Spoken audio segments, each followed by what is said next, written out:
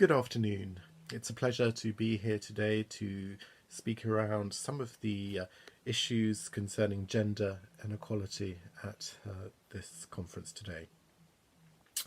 I'd like to consider some of the comments made by an American television presenter made last year in 2019.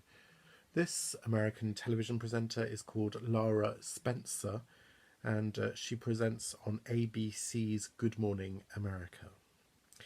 Last year she was covering a piece about Prince George of England taking ballet lessons at school. These ballet lessons formed part of his school curriculum.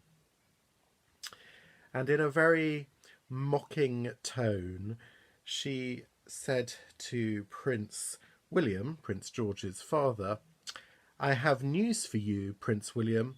We'll see how long that lasts." She encouraged her colleagues and the audience to laugh, and the tone overall was very mocking, humiliating, and bullying. It provoked a strong reaction. Many members of the public found her comments and her tone offensive, and there was a public backlash.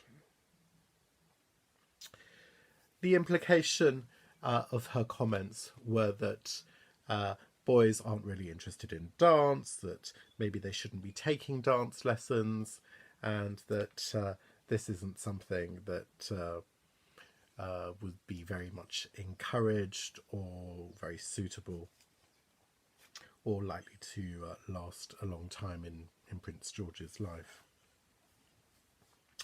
So given the reaction, there was a huge groundswell, shall we say, of people protesting against it.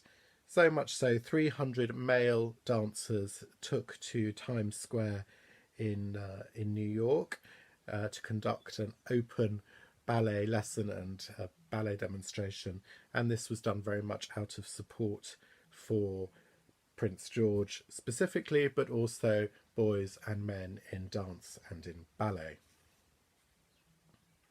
Now, I'm pleased to say that Lara Spencer retracted her comments. She apologised.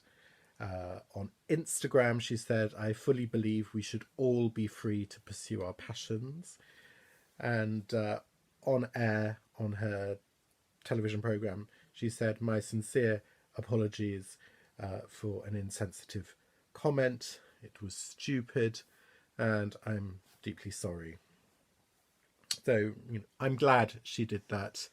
How genuine it was and how she may have been forced to make that apology, we don't know. But at least on the surface, she did that. Following on from that, she also conducted an interview with three prominent male dancers, one of whom was Robbie Fairchild, a principal male dancer with the New York City Ballet. And in that interview with these male dancers, she said she was listening and learning, and that she used that mistake as an opportunity to learn and change her mind, change her comments.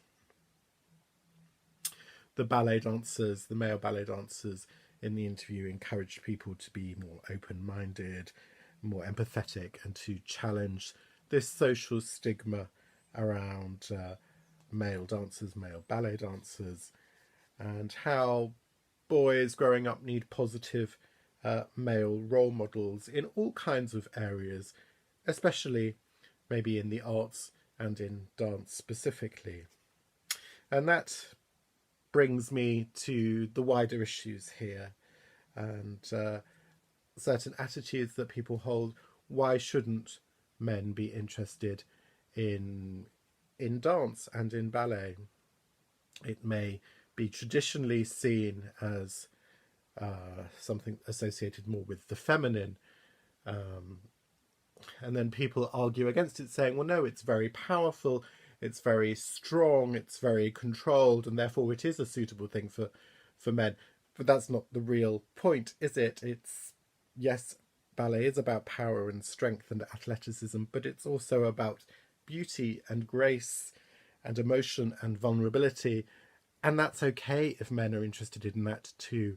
And men should feel okay about studying in that area, working in that area, enjoying that area. That's fine too.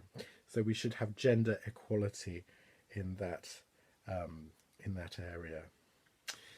This issue was explored in a British film called Billy Elliot, released in the UK in 2000. You may have seen that, and that's about a young boy who is mocked and teased by his father for wanting to take ballet lessons, but eventually supported and encouraged by his father to become a ballet dancer.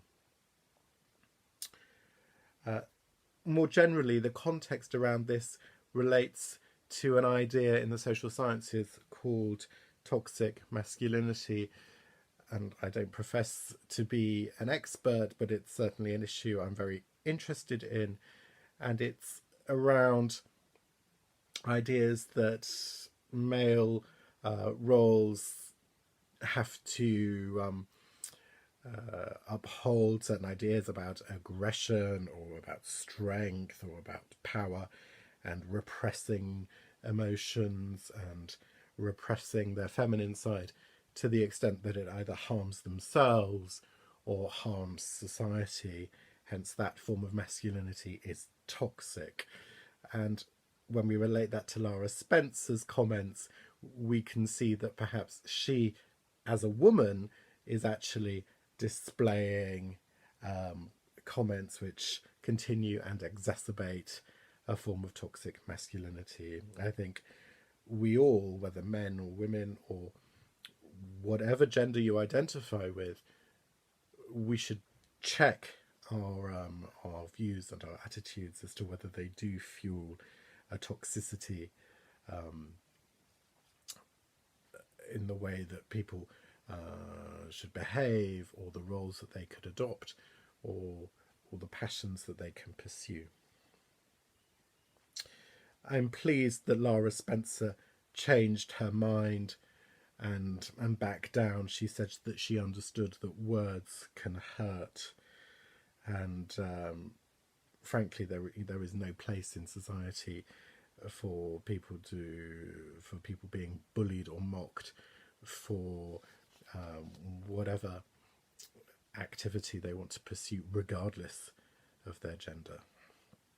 So I think this is a very interesting little snapshot, and that aired on American TV, but to a huge audience, and had huge repercussions, and some very important lessons could be learnt from it. And I would encourage